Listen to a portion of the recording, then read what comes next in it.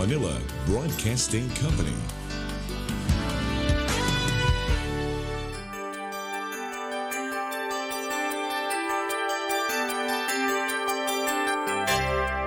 Ang Dibisyon ng Biliran Alternative Learning System kasama ang buong kagawaran ng edukasyon at kaagapay ang pamahalaan ng probinsya ng Biliran ay buong pusong inihahandog ang programang pangradyo na pinamagatang Als Radyo Eskwela. Ito ay inyong mapapakinggan tuwing Lunes at Biyernes sa ganap na alas 11 hanggang alas 11:30 ng umaga dito lamang sa 103.9 Radyo Natin FM. Walang makahahadlang, walang maiiwan sa Alternative Learning System. Tiyak na may pag-asa, sama-samang lilipad para maabot ang pangarap sa hamong kinakaharap. Patuloy na aangat, edukasyon para sa lahat, sulong edukalidad. Ito ang DepEd Als Radyo Eskwela ng Dibisyon ng Biliran. Good morning, dear listeners, learners, teachers, and to everyone that our program can reach. It is Monday once again, and we are back to our program, Biliran Als Radyo Eskwela, here at 103.9 Radyo Natin FM, Naval, Biliran. This is Marceline Cabia, and with me is Ma'am Rosalia Mendoza. We are both your radio teachers from Kabukgayan District 1, and we will bring you another interesting topic that will surely be fun and exciting at the same time. Right, Ma'am Rosalia? Indeed, Ma'am Marceline. Good morning, everyone. I hope you had experienced a great weekend because for today, we're going to learn a new lesson. For our elementary learners, this could be new to them, and for our junior high school learners, this could be a review of what you have learned from your elementary days. So, do you want to know what our lesson is all about? That's good, because today we're going to discuss how to identify figures of speech that show comparison and contrast. The lesson may sound complicated at first hearing, but do not worry because we will also give you the term in Filipino for easier understanding about our lesson. So keep tuning in until the end of our program. We guarantee you a meaningful and trivial lesson today. But before we proceed to our lesson properly, allow us first to introduce back to you the question and mechanics of one of the most awaited parts of our program. Once again, this is Tanong Ko, Sagot Mo. Here are the mechanics of this game. Tanong ko, sagot mo. The first person who can send through text or comment the correct answer will receive 50 pesos worth of load from our generous sponsor, Sir Nonilon Espihon, District Als Coordinator of Kawayan District 1. Thank you, Sir Noni, for sponsoring our segment for today. Awesome! Thank you so much, Sir Noni, for your generosity and for supporting our program. Sir Noni is also an ALS implementer in Kawayan District 1. Ready your pen and paper and write down our question for today. Here it is. How many examples of figure of speech will be mentioned during the discussion? Again, our question is, how many examples of figure of speech will be mentioned during the discussion? If you are not yet aware of the number of figures of speech, then do you think there will be a lot? This morning, we will only tackle the figure of speech that compare and contrast, so we will just mention some. So be attentive and mindful of the discussion for you to get the correct answer to our question for today. Again, our question is, how many examples of figure of speech will be mentioned during the discussion? You can send your answer with your name and address to 0927-845-4349. And for those Facebook Live viewers, you may type your correct answer, name, address, and cell phone number on our comment box. Again, for our radio listeners, you may text your correct answer with your name and address to 0927-845-4349 or type your correct answer, name, address, and cell phone number on the comment box if you are Facebook Live follower. I hope the question mentioned and mechanics given were clear, dear learners. Now let us proceed to our lesson for today, which is about identifying figures of speech that show comparison and contrast. According to literary terms, a figure of speech is a word or phrase using figurative language or a language that has other meaning than its normal definition. In other words, figures of speeches rely on implied or suggested meaning rather than a dictionary definition.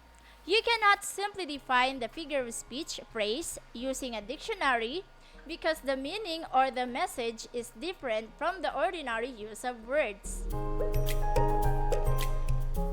I agree. That is why we need to listen carefully to the discussion to identify the figure of speech used and its meaning. Again, we will only focus on some that show comparison and contrast. When we say comparison, it is showing that something is similar or equal to something else. In Filipino, comparison is paghahambing. On the other hand, contrast is to show differences between two or more things. In Filipino, we call contrast as kaibahan. We have now defined what figures of speech, comparison, and contrast are. Now let us discuss more on its examples. Please take note of the following terms, definition, and examples. We will also spell out the word so you will be guided with the correct spelling for each term. Are your writing materials now ready? Great! Now let us continue our discussion. Here are the figures of speech that compare or show similarities. Number 1, simile. Simile spells S-I-M-I-L-E. Simile.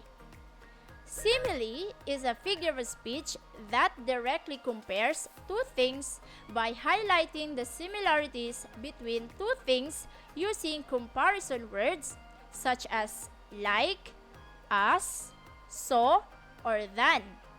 Again, simile directly compares two things using comparison words such as like, as, so, or than. For example, Biliran province is beautiful like paradise. In this sentence, the beauty of Biliran province is being compared to paradise using the word like. Therefore, this is simile. Another example, Biliran province is as beautiful as paradise. In here, we use the word as to compare the beauty of Biliran to a paradise. Again, number 1 is simile. For number 2 figure of speech is metaphor. Metaphor spells M-E-T-A-P-H-O-R. Metaphor. In Filipino, we call it metapora or pagwawangis. It is a figure of speech that makes a comparison between two unlike things. It is a word or phrase that directly compares one thing to another or rhetorical effect. Again, metaphor is a figure of speech that makes a comparison between two unlike things. It is a word or phrase that directly compares one thing to another for rhetorical effect. Here is an example of metaphor statement. Biliran province is a paradise. In this sentence, the Biliran province is directly described to a paradise and they are of different kinds. Another example, the snow is a white blanket. In this sentence, the snow is different from a white blanket, however, they are being compared as one. Learners, I know you are now confused about simile and metaphor since they both describe and make comparisons. So I will give you a tip on how to identify which is simile and which is metaphor in a given statement. Simile uses the word like or as to compare things, while metaphor directly states a comparison. We are done with two figures of speech already. Number 1, simile, and number 2, metaphor. Now let us have number 3, personification. Personification spells personification.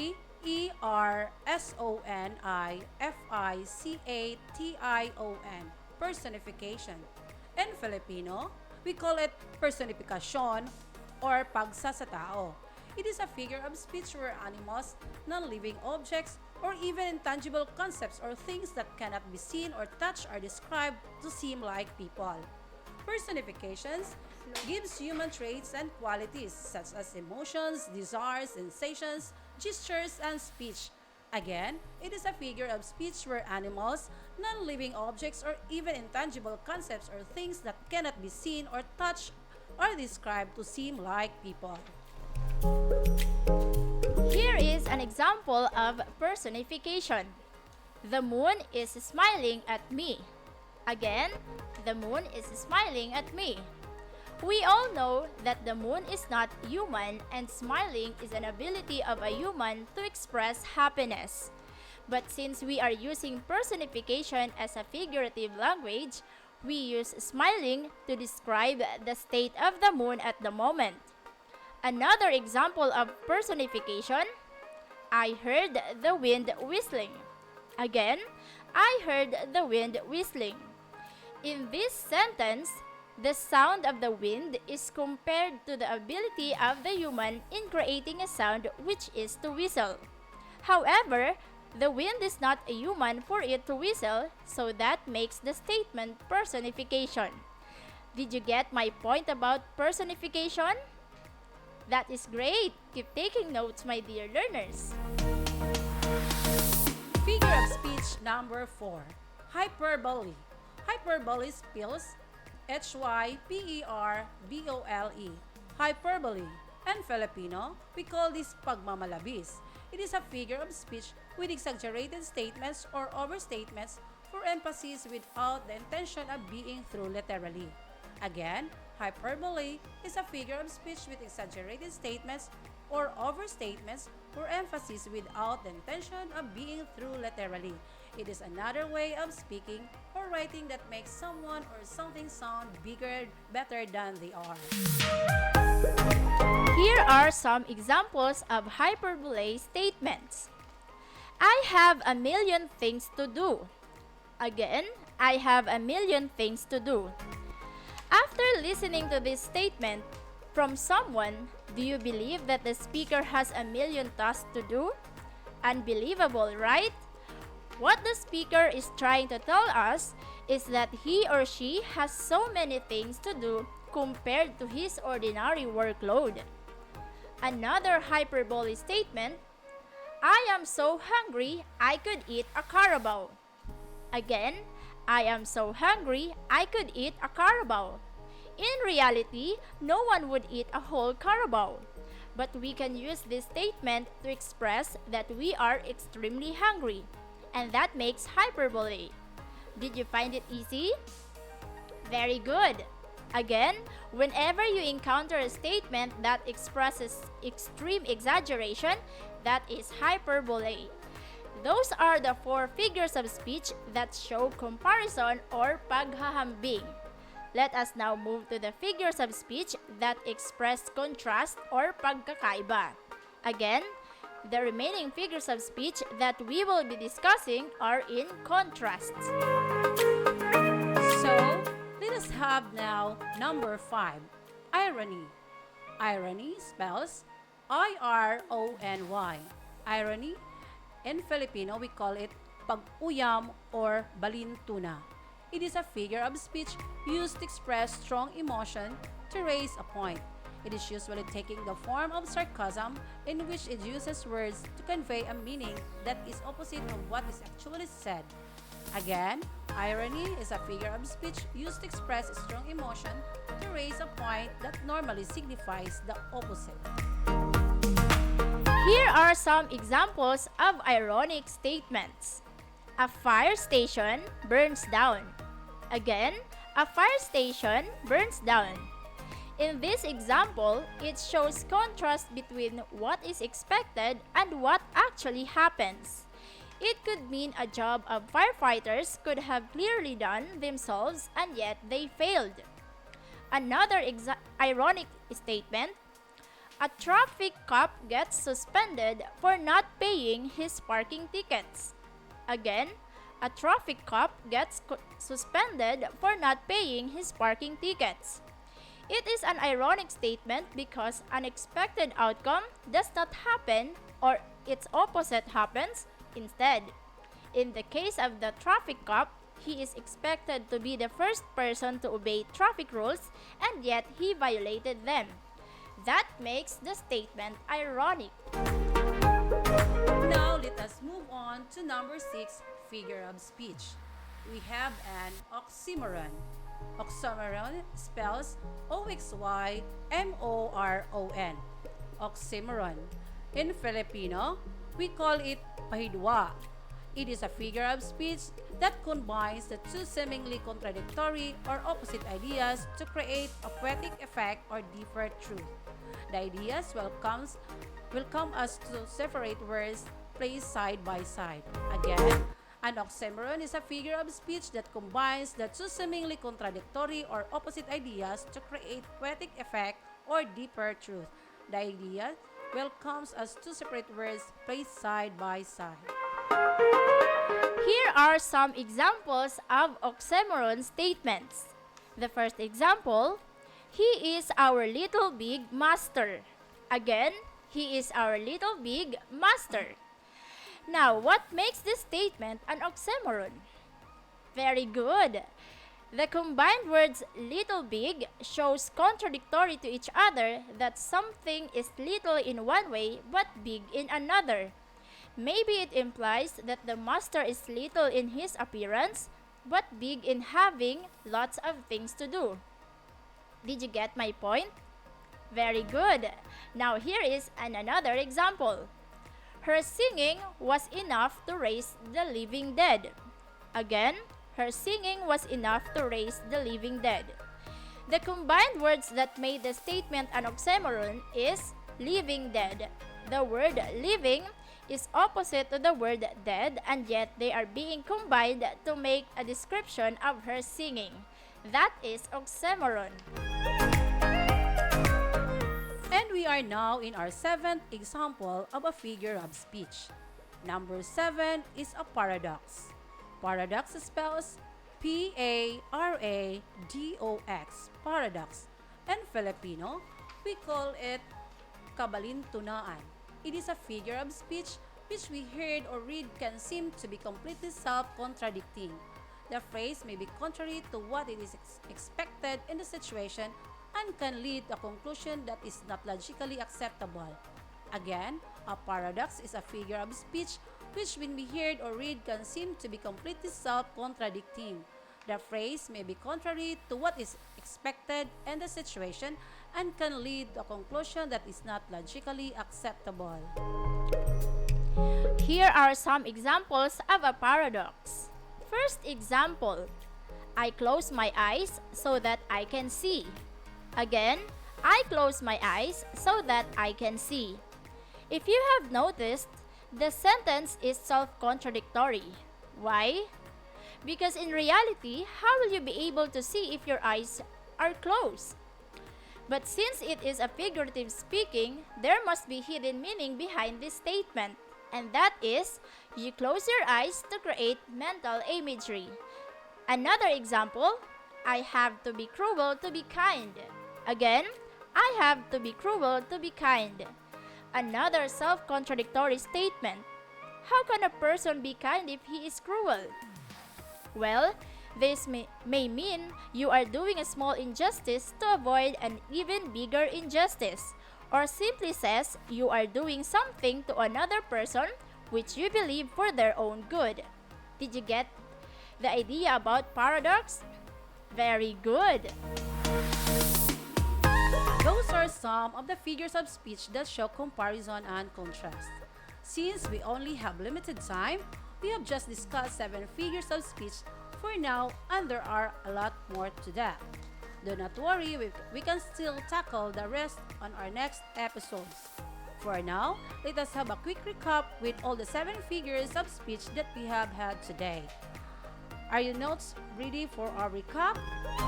Great! Number 1, simile or pagtutulad is a figure of speech that compares two different things using the words as and like. Number 2, metaphor or pagwawangis is a figure of speech that makes a comparison between two unlike things. If it compares one thing or another, it is a metaphor. Number 3, personification or pagsasatao. It is a figure of speech where animals, non-living objects, or even intangible concepts or things that cannot be seen or touched are described to seem like people.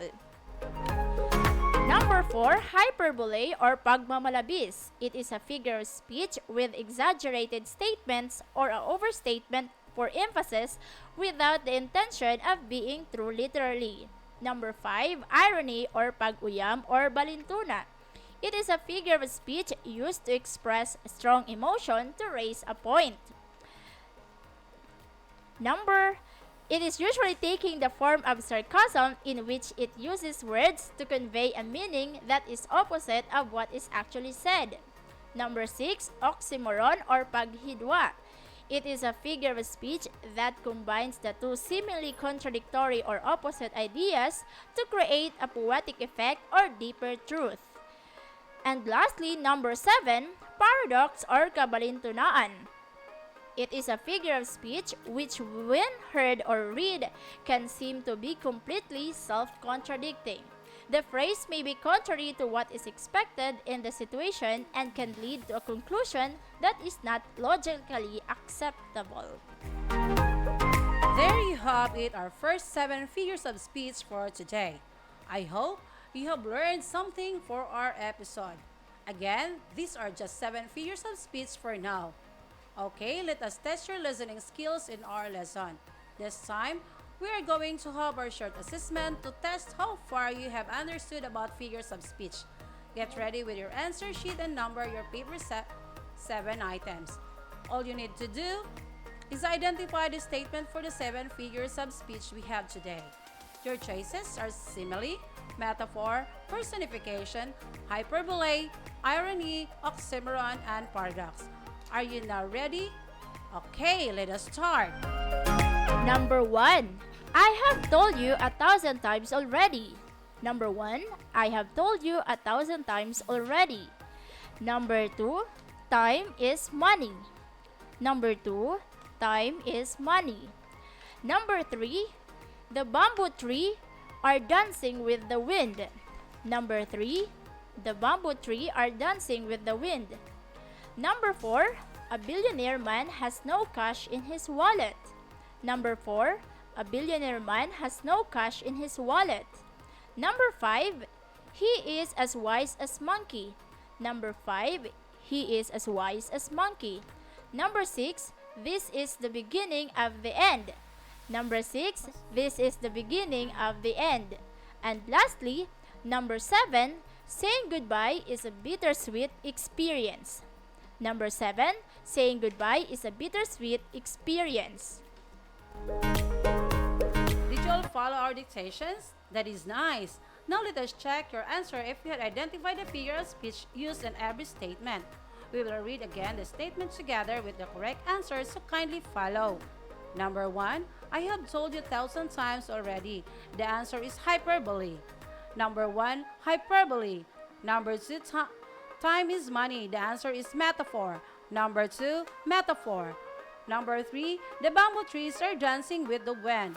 The answer is personification. Number 3, personification.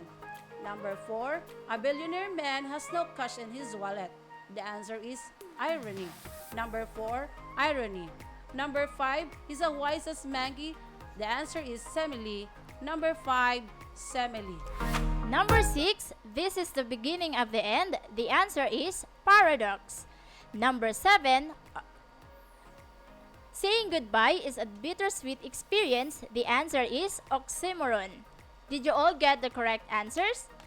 If yes, then good job! You are certainly ready for our next episodes. However, if you only got a score of 5 and below, do not worry, you can still review our topic by watching this episode again from Radyo Natin FM Naval official Facebook page to catch up on what you have missed from our discussion, okay?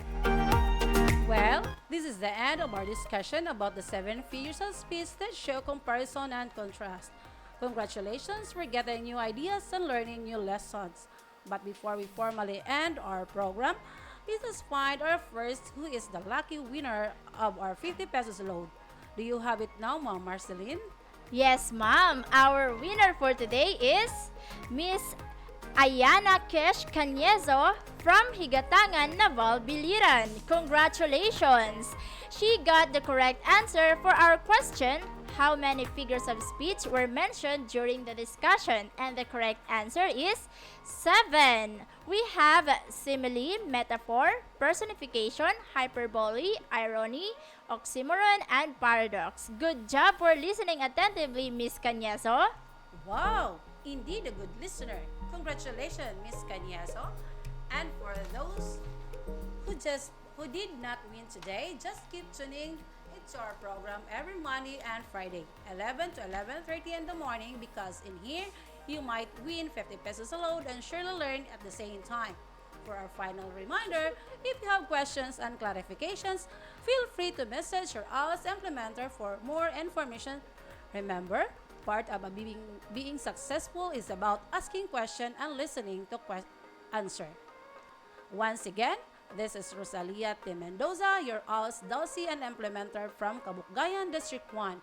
Keep safe, God bless, and goodbye. And I am Marceline Iscavia, Als implementer, also from Kabukgayan District 1, leaving a saying that words are free, it is how you use them that may cost you. So study figure of speech now. Spread good words, everyone. That is all for today. See you again next time. As of this moment, Mom Rosalie and I are signing out. Good day and goodbye!